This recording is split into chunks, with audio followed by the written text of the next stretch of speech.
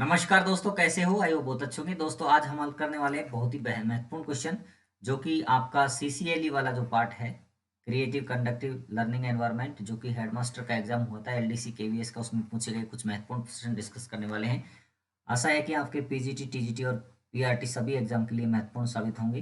पहला प्रश्न देखिए, निम्न में कौन से वर्ष के पड़ाव से पहले बच्चे के मस्तिष्क का 85% पारिमाणिक विकास हो जाता है?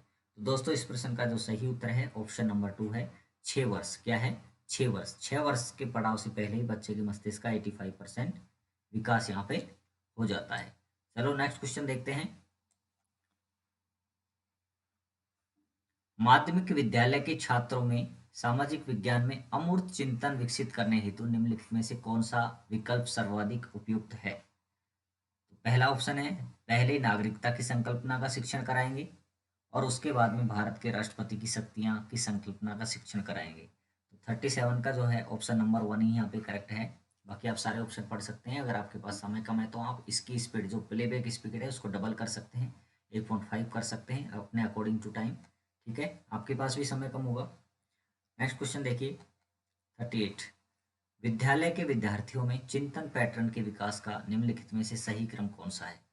यानी कि बच्चों के अंदर जो करेक्ट ऑर्डर है ना, डेवलपमेंट ऑफ थिंकिंग का पैटर्न, वो आपको यहाँ पे आंसर टिक करना है। तो इस प्रश्न का जो सही उत्तर है दोस्तों, वो है ऑप्शन नंबर 3। पहले अवधारणात्मक चिंतन होगा, फिर उसके बाद वैचारिक, उसके बाद में चिंतनशील और लास्ट में उसका रचनात्मक यानी क्रिटिकल थिंकिंग यहाँ पे डेवलपमेंट होगा। नेक्स्ट क्वेश्चन देखिए, निम्नलिखित में से किसमें विद्यार्थियों हेतु गैर निर्देशात्मक परामर्श सहायक होगा? यानी कि नॉन डायरेक्टिव काउंसलिंग की जरूरत पड़ेगी। तो यहाँ पे देखो, एक विद्यार्थी जो अंधेरे से डरता है, student who fears in darkness, एक विद्यार्थी जो करियर के अवसरों की तलाशता है, एक विद्यार्थी जो विमानन क्षेत्र में शामिल होने के लिए अपने व्यक्तित्व का आकलन करना चाहता है, एक विद्यार्थी जो कक्षा में समायोजन समस्याओं का सामना करना पड़ता है। तो दोस्तों आपको ऑप्शन पढ़ने के बाद पता चल गया होगा, ऑप्शन नंबर 2, 3 और जो 4 है, इनमें तो डायरेक्ट काउंसलिंग की ज़रूरत है। लेकिन एक विद्यार्थी अंधेरे से डरता है, यानी कि उस बच्चे को किसकी ज़रूरत है? नॉन डायरेक्टिव काउंसलिंग की ज़रूरत है। ठीक है ना? क्योंकि ये जो प्रॉब्लम है ना, फियर, जो डार्कनेस से, डार्कनेस जो होता है ना, अंधेरा, उससे जो बच्चा डरता है, उसको बोलते हैं इंग्लिश में निक्टोफोबिया। क्या बोलते हैं दोस्तों? निक्टोफोबिया। ध्यान रखना आप इसको, कई बार आ सकता है, इंग्लिश में भी आ सकता है। A person who fears in darkness, तो उसका आंसर हो जाएगा निक्टोफोबिया। अब निक्टोफोबिया के लिए डायरेक्ट काउंसलिंग से यहाँ पे काम नहीं चलेगा, उसको नॉन डायरेक्टिव काउंसलिंग चाहिए। मतलब उसको एक तरह से क्या चाहिए, उसके कुछ टेस्ट वगैरह हैं, थेरेपी डेवलप हो गई आजकल तो, है ना, जैसे कॉग्निटिव बिहेवियर थेरेपी वगैरह दे सकते हैं इस बच्चे को, बहुत प्रकार की, जब ही जाके समस्या का समाधान होगा। ठीक है ना? चलो, तो ऑप्शन नंबर 1 यहाँ पे करेक्ट हो जाएगा 39 में। नेक्स्ट क्वेश्चन देखो दोस्तों, दोनों लिंगों के बराबर की आयु के नए साथियों के साथ नए और अधिक परिपक्व संबंध बनाने संबंधी विकासात्मक कार्य कौन सी अवस्था से जुड़ा है? तो दोस्तों इस प्रश्न का सही उत्तर आपको पता है, ऑप्शन नंबर 2 हो जाएगा, किशोरावस्था। किशोरावस्था। ठीक है। नेक्स्ट देखिए, भारत की राष्ट्रीय मानसिक स्वास्थ्य नीति कब प्रारंभ की गई? बहुत ही इंपॉर्टेंट क्वेश्चन है दोस्तों। National mental health policy of India was launched in the year. तो इस प्रश्न का जो सही उत्तर है दोस्तों, वो है ऑप्शन नंबर 2, 2014 में। 2014 में आपको याद रखना है, क्योंकि ये मिलते जुलते हैं, आप गड़बड़ कर सकते हैं। एक आपको पता है इसी से related, national mental health programme भी चला था, क्योंकि परीक्षा में तो कुछ भी आ सकता है, प्रोग्राम से ही आपका ईयर चेंज हो जाएगा। और ये चला था 1982 में। ठीक है, नेशनल मेंटल हेल्थ प्रोग्राम जो था 1982 में था। लेकिन ये पॉलिसी की बात कर रहा है, ये इंडिया की पहली पॉलिसी मानी जाती है मेंटल हेल्थ को लेकर के। ये कब लॉन्च हुई? 19 वो सॉरी 2014 में। अब ये जो नेक्स्ट प्रश्न जो आपको दिखाई दे रहा है ना, ये भी इसी का पार्ट है। भारत में जनसंख्या जो मानसिक विकारों से ग्रसित है, इसका भी वर्णन इसी पॉलिसी के अंदर है, नेशनल मेंटल हेल्थ पॉलिसी के अंदर। In India the population that suffers from mental disorder. तो इसका जो आंसर है वो है ऑप्शन नंबर 1, 6 to 7% जो लोग हैं वो हमारे मानसिक विकारों से ग्रसित हैं, डिसऑर्डर से ग्रसित हैं, इस पॉलिसी के अनुसार ही। ठीक है, तो ये पढ़ लीजिए आप, national mental health programme, national mental health policy.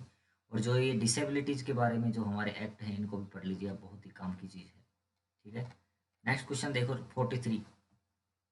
विद्यार्थियों की अकादमिक उपलब्धि के लिए विद्यार्थियों की अकादमिक उपलब्धि के आधार पर एक शिक्षक अपनी कक्षा को 3 वर्गों में बांटता है। औसत शैक्षणिक उपलब्धि स्तर से ऊपर विद्यार्थी, औसत शैक्षणिक उपलब्धि के विद्यार्थी और औसत शैक्षणिक उपलब्धि से नीचे के विद्यार्थी। यानी कि जो एवरेज बच्चे हैं वो एक तो, और एवरेज से ऊपर है और एवरेज से नीचे है। इन बच्चों की 3 ग्रुप बनाता है और उनको कार्य देता है। हर ग्रुप के 3 विद्यार्थी हैं, जो हर विद्यार्थी उनकी एकेडमिक उपलब्धि के आधार पर बने अलग अलग वर्गों से हैं।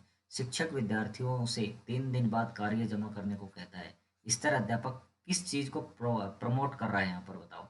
कक्षा में विविधता को प्रोत्साहित कर रहा है, कक्षा में समावेश को प्रोत्साहित कर रहा है, या विद्यार्थियों में सृजनात्मकता को प्रोत्साहित कर रहा है, या फिर कक्षा में प्रतियोगिता की भावना को प्रोत्साहित कर रहा है।